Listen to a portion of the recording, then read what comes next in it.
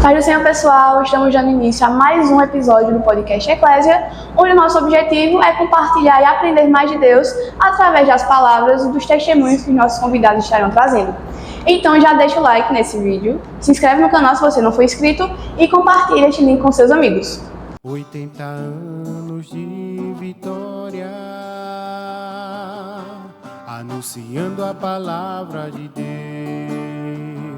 e é a DPE, Belo Jardim. 80 anos, anunciando Belo Jardim, é de Jesus. Meu nome é Camila e neste mês de outubro nós teremos o 19º Encontro de Jovens e Adolescentes aqui na filial em Belo Jardim. E para conversar um pouco sobre o assunto, nós estamos com um convidado muito especial. Ele que coopera com o pastor no Templo Matriz e também na coordenação das uniões de adolescentes aqui no campus. Paz do Senhor, presbítero. Amém, Camila. Paz do Senhor para todo mundo que está acompanhando aí o nosso podcast. Deus abençoe a cada um e eu fico honrado e grato pelo convite de estar participando. Então, presbítero Max, neste mês de outubro nós temos o 19º Encontro de Jovens e Adolescentes, não é verdade? Isso. E o senhor poderia falar um pouco sobre o tema e a importância do tema para os jovens? Eu acredito que assim, é um tema muito importante e ele vem bem assim, a calhar com o período que a igreja está passando aqui. A igreja está completando 80 anos aqui na cidade de Belo Jardim, e o tema lá de Mateus 16, que é edificado sobre a rocha, né, edificados em Cristo, fala muito disso, assim, é atemporal, como tudo na Bíblia é atemporal, inclusive o nosso tema, e ele faz essa ligação, tanto com o congresso, jovens, quanto com o período de festividade que a igreja está tendo aqui na cidade de Belo Jardim. O senhor poderia falar um pouco sobre o que é ser edificado, firmado em Cristo? Camila, ser edificado em Cristo, eu gosto do texto que Jesus fala em Mateus 7, lá no finalzinho do Sermão da Montanha, quando ele faz a comparação entre duas pessoas, né? Aquele que edifica a casa sobre a areia e aquele que edifica a casa sobre a rocha. Ele diz que a mesma coisa acontece com as duas casas. As mesmas situações, melhor falando, acontece com as duas casas. A chuva combate a casa, os ventos sopram contra a parede, os rios combatem o alicerce, mas uma casa fica em pé e a outra cai. Ele disse que a que ficou em pé é aquela que foi edificada sobre a rocha. E a pergunta que a gente faz ao texto é exatamente essa: o que é ser edificado sobre a rocha? Que eu vai responder exatamente essa pergunta que tu me fez. E a ideia de edificação ali, que Jesus traz, está bem aberta no texto. Ele diz: olha, aquele que ouve e obedece às minhas palavras. Então, qual é a diferença? Ele diz: tem dois grupos de pessoas. O primeiro grupo são aquelas pessoas que ouvem, são os ouvintes passivos. Elas escutam a palavra de Deus, mas não põem em prática. O segundo grupo é aquele que é o ouvinte e praticante da palavra de Deus. Então, edificar-se sobre a rocha é ouvir e obedecer a palavra de Deus. Entendeu? Então, através disso, é a única forma da gente conseguir vencer as intempéries da vida, as circunstâncias, os ventos contrários que sopram, as dificuldades, as adversidades, edificando a nossa vida sobre a rocha que é Cristo. E nós estamos no meio do congresso, né? E de jovens e adolescentes. E na Bíblia nós temos diversos exemplos de jovens que foram comprometidos com a obra de Deus. Por exemplo, Timóteo, Samuel, Daniel, dentre muitos outros. E cada um, a seu tempo, enfrentou certas dificuldades. E é possível dizer que as dificuldades que eles enfrentaram nos tempos deles são diferentes das dificuldades que os jovens enfrentam hoje? Eu entendo que os desafios, as dificuldades, elas são basicamente a mesma. O que vai mudar mais é a roupagem. Porque qual é o propósito do diabo? O propósito do diabo é afastar o indivíduo da presença de Deus. Ela vai a pessoa para o inferno, afastar a pessoa de Deus, da presença de Deus, tirar a pessoa do centro da vontade de Deus. Então, ele vai usar armas distintas para tentar, de fato, efetivar a sua vontade. Entendeu? Então, existem armas distintas que o diabo usa para isso. Mas o propósito é o mesmo. O propósito é o mesmo. E eu creio que uma das armas mais eficazes que o diabo usa para afastar a pessoa da presença de Deus, o jovem da presença de Deus, é através do entretenimento, né? A gente gosta de chamar muito de passatempo. Já é um passatempo, é uma rede social, é um filme, é uma série, enfim, são vários e vários e vários. Não que seja errado ter rede social, nada disso. Mas qual é a ideia? Se a gente não souber fazer bom uso, se a gente não tiver maturidade para fazer um gerenciamento correto do nosso tempo, essas coisas acabam afastando a gente de Deus. Entendeu? Então ele usa muito essa veia do entretenimento, e é uma veia muito eficaz, é uma via muito eficaz para afastar as pessoas da presença de Deus. Lá naquela época eles tinham as suas formas, né? E a roupagem era diferente, mas o propósito era o mesmo. E como o jovem, ele pode desenvolver essa sabedoria de não se deixar levar por essa arma que ele usa? Primeira coisa que eu entendo, Camila, a pessoa precisa entender que nós precisamos ser bons administradores daquilo que Deus nos dá. E Deus nos dá muitas coisas. Mas uma das coisas que é essencial, é raríssima, que quando a gente perde, a gente não recupera mais, é o tempo.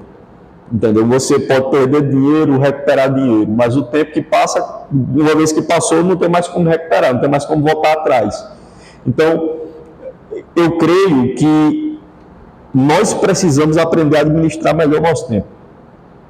Aprender a administrar bem o tempo que Deus nos dá. Então, quando a gente aprende a administrar bem o tempo, ou seja, coloca cada coisa em seu lugar, cada coisa em ordem, e a gente é metódico, e a gente é constante naquilo que a gente faz, e a gente se dedica àquilo que a gente faz, ou seja, eu tenho que ter um tempo diário de devoção com Deus. Minha vida cristã não pode se resumir apenas àquilo que eu faço na congregação, ao meu tempo de igreja, ao meu tempo de um culto que é 2 horas, sei lá, de um domingo à noite, das 7 às 9. Minha vida cristã não pode se resumir a isso, entendeu? Então, eu preciso entender que eu tenho que fazer da minha casa um altar ao Senhor. E lá eu tenho que ter o meu tempo dedicado a Deus, o meu contato diário com Deus. Quando você é amigo de alguém, você quer estar perto dessa pessoa. Quando você gosta de uma pessoa, você quer estar perto dela. Você quer conversar com ela. É da mesma forma com Deus. Quanto mais a gente ama a Deus, mais tempo a gente quer passar na presença do Senhor. Então a gente precisa administrar. E outra coisa, não é fácil. Não é fácil a gente dizer, é fácil, é simples, você passar 1 hora de oração, ou seja lá, qual o tempo de oração ou de leitura. Não é fácil, cansa, tudo, mas a gente precisa aprender a persistir naquilo, a se dedicar àquilo, a entender que isso é extremamente necessário para a manutenção da nossa saúde espiritual, entendeu? Então começa com uma boa administração do nosso tempo com Deus, com constância naquilo, com firmeza, ou seja, eu preciso entender que para eu ter um tempo com Deus, eu tenho que dizer não para outras coisas, entendeu? Eu tenho que aprender a dizer não para dedicar aquele tempo com Deus ali, e através disso eu vou crescendo em comunhão com o Senhor, em graça, entendeu? Então a gente tudo começa através de uma boa administração do tempo, para a gente colocar as coisas em seus devidos lugares e priorizar o nosso tempo devocional, que é oração e leitura de palavra. E nós sabemos também que os jovens, assim como jovens de gerações passadas, eles enfrentaram desafios. Os jovens de hoje, eles também passam por desafios, situações difíceis. E como eles podem lidar? E aí eu entendo que para enfrentar os desafios da vida, os desafios do hoje, nós só vamos conseguir vencê-los através da palavra de Deus. É na palavra de Deus que a gente encontra tudo que a gente precisa, pessoal. Na palavra de Deus a gente encontra tudo que a gente precisa, as respostas que a gente busca. Eu acho interessante, porque às vezes aparece uma ou outra pessoa dizendo, faz tanto tempo que eu ouvi Deus falar comigo, eu queria ouvir Deus falar comigo, e às vezes a Bíblia dessa pessoa está empoeirada na estante. E uma das formas, ou melhor falando, a forma mais eficaz de se ouvir a voz do Senhor é abrindo a palavra de Deus. abrindo a palavra de Deus. A palavra de Deus é a nossa bússola, né? Algumas pessoas brincam dizendo que a palavra de Deus é o manual do fabricante.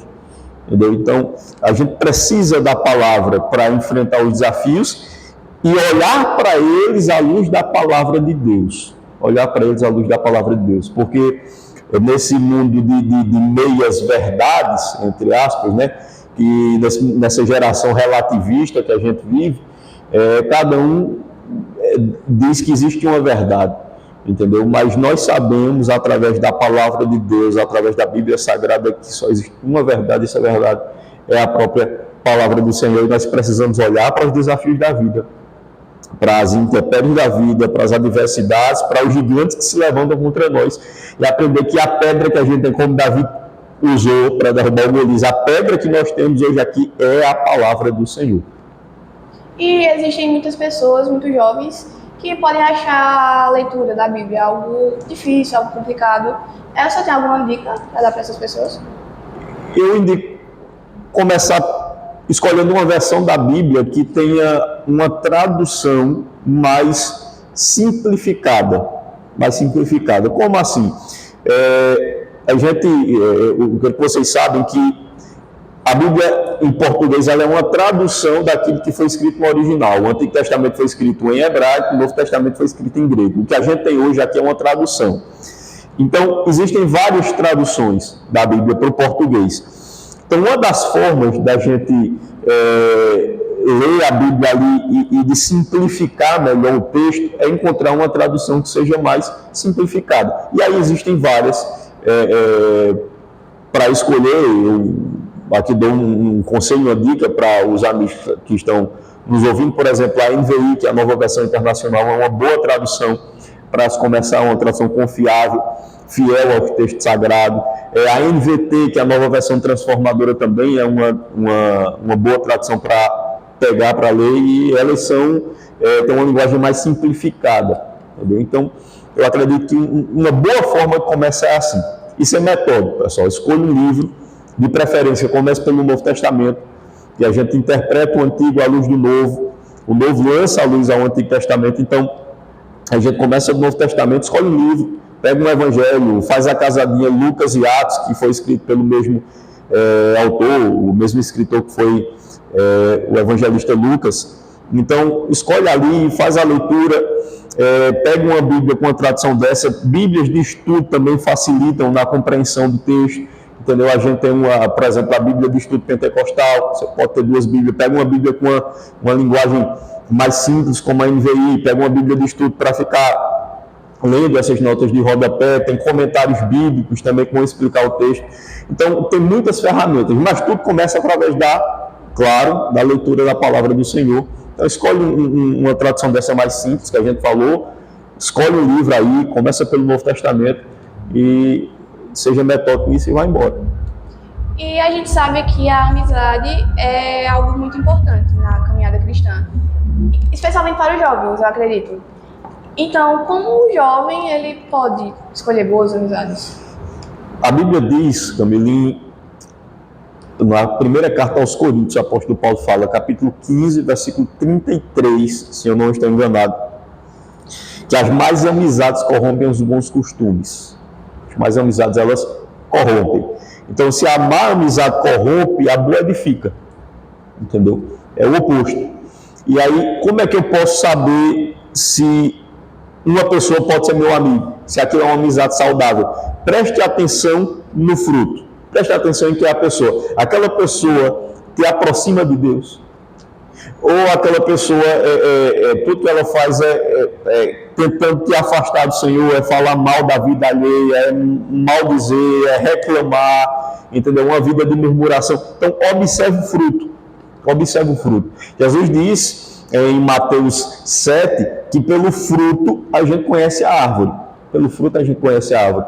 Então, observa a vida da pessoa, se a vida dela ela é conforme a palavra do Senhor, se ela vive uma vida que honra a Deus, se ela é de fato luz do mundo, se ela é sal da terra, porque uma das coisas mais interessantes que eu acho de todas as coisas que Jesus falou é quando ele está lá em Mateus 5, Sermão da Montanha, e ele diz quando ele vai falar da nossa responsabilidade como igreja diante da sociedade, e ele usa essas duas figuras de sal da terra e luz do mundo, e ele usa o verbo no presente, no tempo presente. Ele diz assim: vocês são o sal da terra, em Mateus 5,13, e o 5,14 diz: vocês são a luz do mundo. O que é que ele está dizendo? Ele não está fazendo uma promessa, ele está falando de uma realidade do tempo presente. O que é que ele está dizendo? A partir do momento que você se torna um discípulo, consequentemente você se torna sal e luz.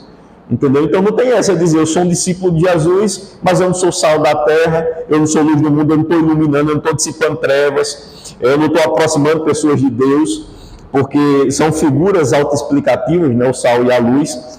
E o sal, um dos efeitos que o sal causa naquela pessoa que ingere é sede, né? Então eu entendo que ser sal é causar sede de Deus no mundo. Então observa a conduta da pessoa. A pessoa tem aproximado pessoas de Deus, tem sido um canal de bênçãos de Deus na terra. Não tem, então se afasta. Se afasta, corta amizade, esteja perto de pessoas que lhe edifiquem, de pessoas que lhe aproximem de Deus. Então, a forma da gente observar isso é observar a conduta da pessoa, o fruto que ela dá, a forma de se portar, a forma de agir, entendeu? E tudo isso a gente observa também através da palavra do Senhor. E outro aspecto interessante para se observar em amizade, eu acredito também, que é ver se essa pessoa ela se envolve com a obra de Deus, com as coisas da igreja. E você pode falar um pouco sobre a importância para, especialmente o jovem, ele estar envolvido na obra? Olha, tem um ditado aí fora que diz que mente vazia é a oficina do diabo. Entendeu? Então, a gente tem, se você for parar para prestar atenção, a gente tem 24 horas para viver durante um dia. Vamos colocar aí, 8 horas você dorme, passa 8 horas dormindo. 8 horas você trabalha, ou estuda ali. O que é que você faz com as outras 8 horas que sobram? Entendeu? Então, é uma coisa que a gente tem que observar. E eu entendo que é extremamente importante o envolvimento, não só do jovem, é do indivíduo, do ser humano. Seja ele jovem, seja criança, seja adolescente, seja adulto, é extremamente importante o envolvimento na obra do Senhor. Deus nos chamou para fazer a sua obra. A grande comissão que Jesus deixa ali no Evangelho, que Mateus escreveu, que Marcos escreveu, já no finalzinho do Evangelho, que eles vão por todo mundo e pregam o Evangelho a toda criatura. Isso é fazer a obra de Deus. Entendeu? Os homens e mulheres da Bíblia, eles influenciaram as pessoas que viveram com eles e até hoje influenciam aqueles que leem suas histórias. E como nós podemos influenciar? Como nós podemos ser luz?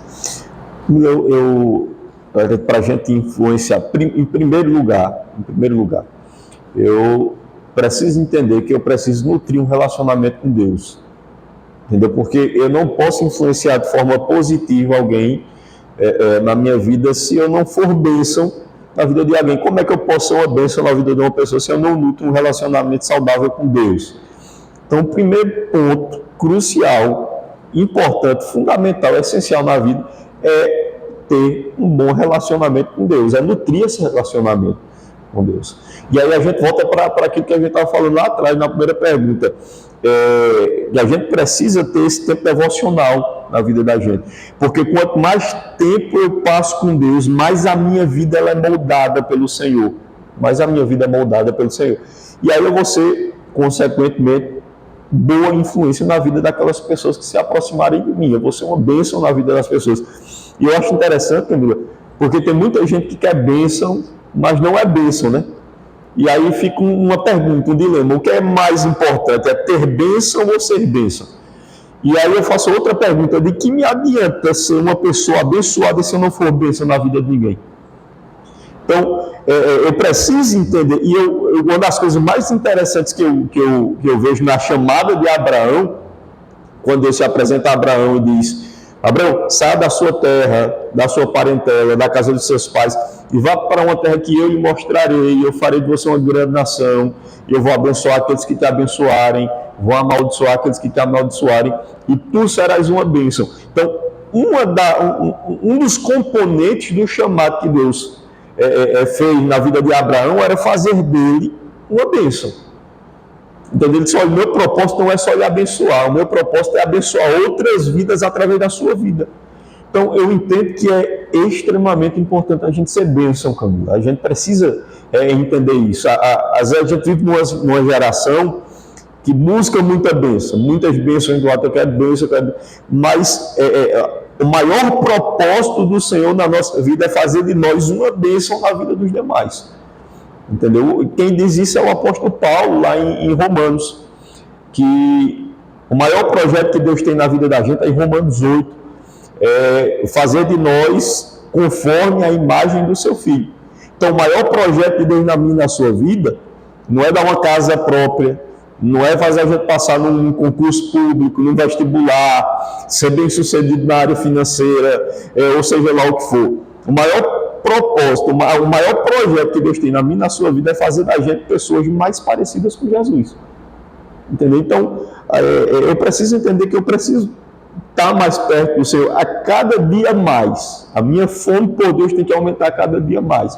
Então, quanto mais próximo eu estiver do Senhor, consequentemente, eu vou me tornar uma bênção na vida das pessoas que me cercam, na minha casa, nos meus amigos, na igreja, aonde for, no trabalho, na escola. Então, eu preciso, tudo começa com isso, nutrindo um bom relacionamento com o Senhor. E como nós podemos nutrir, estabelecer um relacionamento mais firme com Deus? Priorizando a Deus, porque a gente vive numa geração que o ritmo é tudo muito frenético, aí tem gente que diz, eu não tenho tempo para nada, mas se você for parar para prestar atenção, a gente tem tempo, é aquilo que eu disse, a gente tem 24 horas no dia, a gente dorme 8, trabalha ou estuda 8, e as outras 8 horas, o que é que a gente faz com as outras 8 que sobram? Entendeu? Então, a gente precisa priorizar o nosso tempo com Deus em detrimento de todas as outras coisas na nossa vida. Entendeu? Então, como é que eu priorizo esse tempo? Como eu já falei, aprendendo a dizer não para as outras coisas. O que é que eu faço nesse tempo? Faz leitura da palavra, não é só ler a palavra, pessoal. Não é só abrir a Bíblia e eu vou ler aqui um capítulo da Bíblia por dia e eu leio com a velocidade na velocidade da luz. Entendeu? É ler e meditar naquilo que está sendo lido. Entendeu? O que é que a Bíblia, o que é que Deus está me falando através desse texto, o que é que eu aprendo no texto. E você medita naquilo e a palavra ela vai produzindo boas coisas na vida da gente. Entendeu? Ela vai moldando a nossa vida. Então, quando a gente começa a meditar, a gente encontra respostas para muitas questões que a gente tem na nossa mente, no nosso coração, mas tudo começa com isso. Dedique uma parte do seu tempo diária a Deus, através da leitura e meditação da palavra e através de um tempo de oração também. A oração é o fôlego da alma, dizia Arcis Sproul, né? Que a oração, ele dizia assim, a oração está para a alma, para o espírito, assim como a respiração está para o corpo. Entendeu? Então ela é o fôlego da alma. Entendeu? Então a gente precisa orar, ler e meditar na palavra do Senhor e, sobretudo, praticar. Não adianta eu ler e meditar sem colocar em prática. E o que um jovem pode fazer? Uma pessoa, um cristão, pode fazer para estar mais envolvido com a obra de Deus? E é fácil a pessoa se envolver?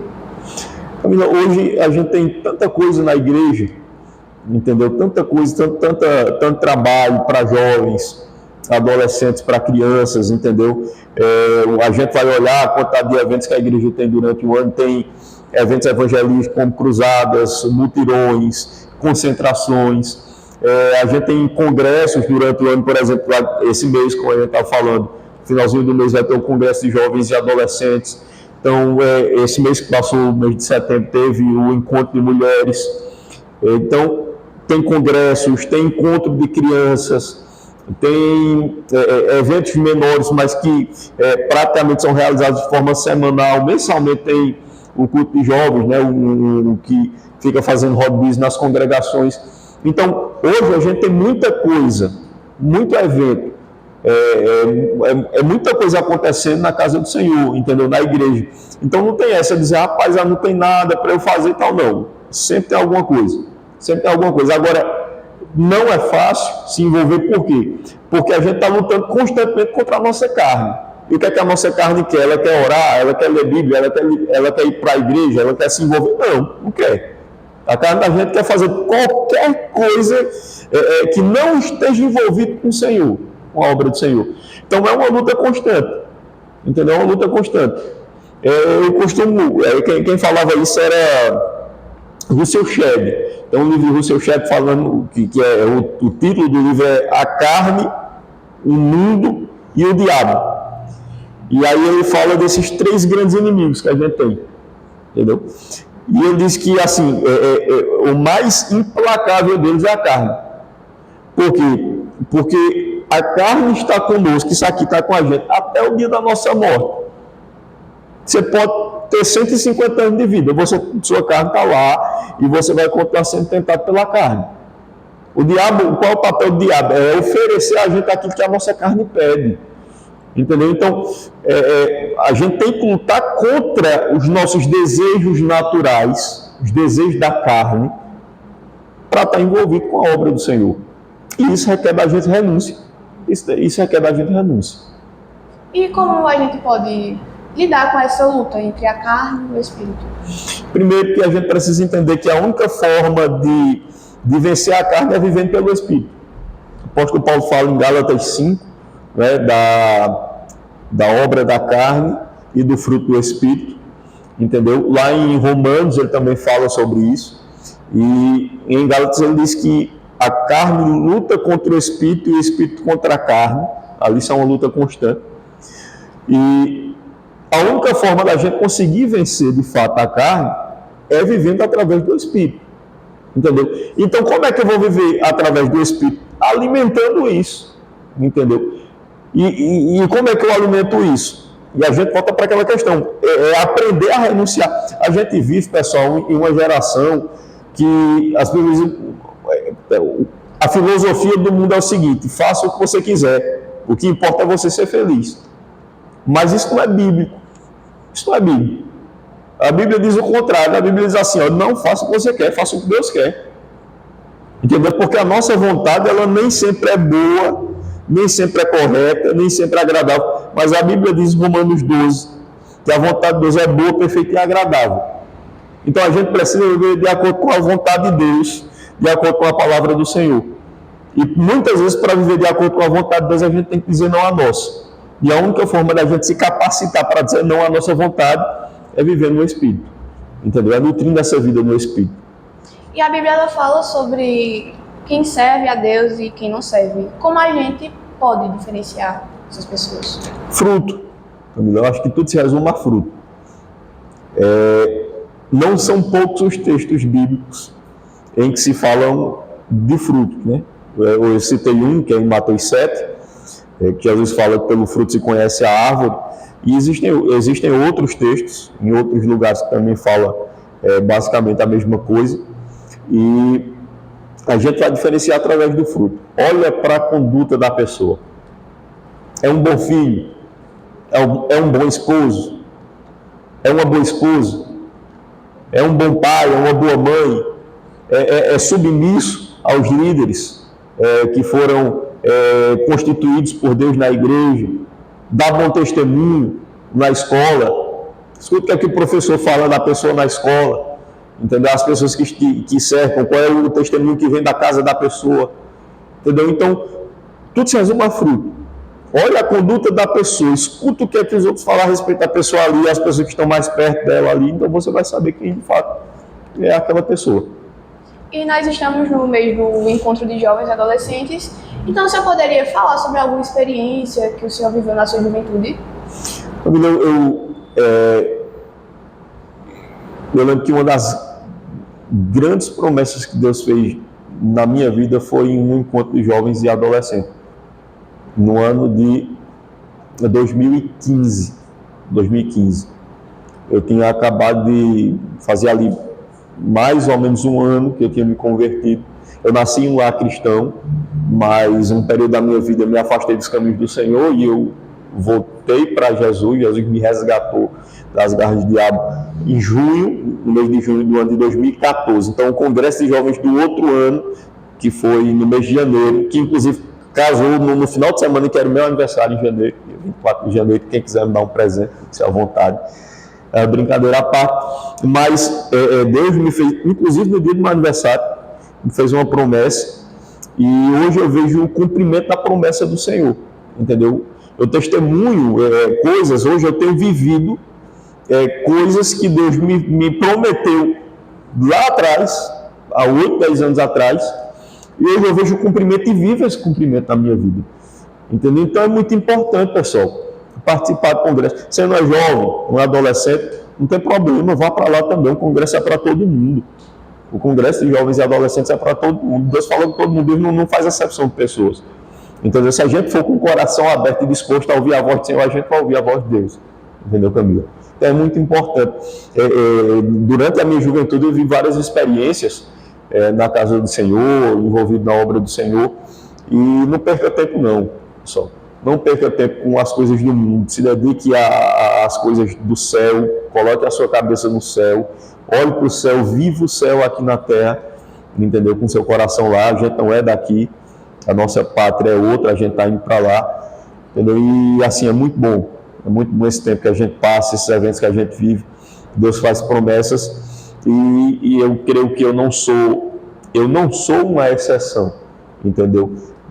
Várias e várias pessoas que também passaram lá, sentaram em banco de mocidade, tudo, foram para congresso, ouviram uma palavra do Senhor, uma promessa do Senhor, e vivem também cumprimentos da palavra do Senhor, da promessa que Deus fez.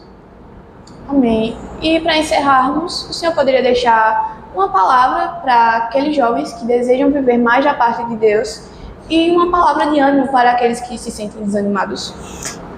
Eu vou deixar um versículo para aquelas pessoas que querem viver mais de Deus. Primeira carta aos Coríntios, capítulo 15, versículo 58. Eu acho que isso deveria ser escrito na frente do guarda-roupa da gente, na cabeceira da cama, para quando a gente abrir o olho, a gente vê esse versículo. A Bíblia diz assim, isso aí vale para tudo na vida, para tudo na vida da gente. O apóstolo Paulo vai dizer para aquela igreja o seguinte, portanto, meus amados irmãos, sejam firmes e constantes, sempre abundantes na obra do Senhor, sabendo que o vosso trabalho não é vão no Senhor. Sabe o que Paulo está dizendo? Que aquele que trabalha para Jesus não trabalha em vão. E qual é o segredo de tudo na vida? É ter firmeza e constância. Firmeza e constância. Você quer viver mais de Deus? Seja constante. Evite estar oscilando, ter uma vida de inconsistências, de inconstância. Aí eu vou viver uma vida de oração, e aí eu oro na segunda-feira, eu digo, vou orar todo, mas na terça eu já não oro mais, na quarta eu vou orar, na quinta de novo. Não, isso não é constância. Você tem a gente ser constante, a gente repetir aquilo. E outra coisa, Camila, eu acho interessante porque parte de ser adulto é você fazer aquilo que você não tem vontade. Porque às vezes você acorda, 6 horas da manhã, 5 horas da manhã para ir trabalhar, chovendo, às vezes você está doente e você sabe que você tem que trabalhar. Você levanta para trabalhar, você está com vontade, não, eu só vou poder ficar deitada, está dormindo, está ali no edredom, está coberto, entendeu? Mas você vai porque você sabe que aquilo ali é sua responsabilidade. Então a mesma coisa acontece espiritualmente. E o apóstolo Paulo fala, inclusive isso, o autor aos Hebreus fala disso, que na vida espiritual existem crianças e adultos também, entendeu? Crianças e adultos. E parte de amadurecer espiritualmente falando é você fazer muitas vezes aquilo que você não tem vontade de fazer. Quando você não está, nem sempre você vai ter vontade de orar, nem sempre você vai ter vontade de ler a Bíblia, entendeu? Às vezes você vai olhar assim o celular toca e alguém chama para sair, vai passar alguma coisa na televisão e um vídeo no telefone e você não tem vontade, você tem vontade de estar ali, você tem vontade de estar deitado, mas ser adulto é você entender que você precisa fazer as coisas mesmo sem sentir vontade. Então, quer mais de Deus? Comece a crescer espiritualmente e crescer, chegar à estatura de uma vida adulta, madura espiritualmente falando também, é isso. É aprender a fazer as coisas que muitas vezes você não tem vontade de fazer. Não está com vontade de orar, ore do mesmo jeito quando você estiver com vontade. Entendeu? Aí você vai ver que as coisas na sua vida espiritual, física, seja lá qual for, vai começar a ser transformada.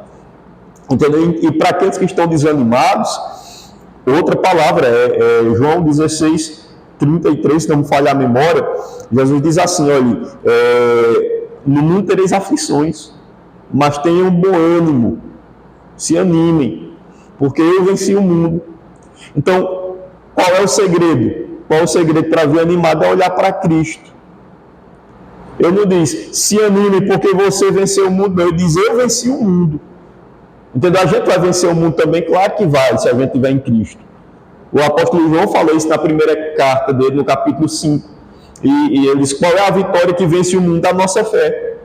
E aí ele faz uma pergunta retórica, né? Porque quem é que vence o mundo, senão aquele que crê que Jesus Cristo é o Filho de Deus? Então esse que crê, ele já venceu o mundo. Mas quando Jesus está lá no capítulo 16, versículo 33 de 8, está dizendo, olha, se animem, vocês vão ter aflições no mundo, mas se animem porque eu venci o mundo. O que é que Jesus está dizendo? Olhe para mim. Jesus está dizendo isso, porque às vezes, Camila, pessoal, os olhos da gente tá focado em tanta coisa aqui, nas circunstâncias, na palavra negativa que fulano deixou, numa palavra dura que eu ouvi, em um mau testemunho que alguém deixou. Se a gente olhar para essas coisas, a gente vai se afogar nesse mar, pessoal. A gente precisa olhar para Cristo. Olha, Jesus não fala mal de ninguém. Jesus não faz cara feia para ninguém. Jesus não vive com disse-me-diz. Jesus não dá as costas para ninguém. Se você for a Cristo com sinceridade de coração e for buscá-lo, tenha certeza que as portas do céu sempre estarão abertas. Sempre. E as mãos do Senhor sempre estarão estendidas. Então, está desanimado? Olhe para Jesus. É em Jesus que você vai encontrar ânimo para a sua vida. É em Jesus que você vai encontrar alegria para viver. Em Jesus a gente encontra tudo aquilo que a gente precisa. E o mal da nossa geração é buscar em outras coisas algo que só Jesus pode dar. Amém. Foi uma bênção nossa conversa. Somos muito gratos ao Senhor pela sua presença. Amém. E o Senhor poderia encerrar fazendo oração? Posso. Vamos orar. Pai, em nome de Jesus, nós te agradecemos, Senhor, pela oportunidade que o Senhor nos concedeu de estarmos aqui em uma conversa tão agradável, Senhor, acerca de tudo aquilo que o Senhor tem feito, daquilo que o Senhor fez, daquilo que o Senhor fará e da importância de dedicar a nossa vida à Tua obra. Eu te peço, Senhor, que onde houver uma pessoa que estiver assistindo esse podcast, ouvindo no seu aparelho de telefone, no computador, onde tiver alguém, abençoa, Senhor, estende as tuas mãos, fortalece, que tudo aquilo que foi dito aqui, Senhor, alcance vidas e transforme corações, aquelas pessoas que estão angustiadas, Senhor, desanimadas, traz consolo, Senhor, conforto, ajuda, fortalece, guia-nos, Senhor, pelas tuas veredas, porque as tuas veredas são veredas de justiça e de paz. É o que nós te pedimos, Senhor, no nome do teu Filho, em nome de Jesus. Amém. Belo jardim é de Jesus.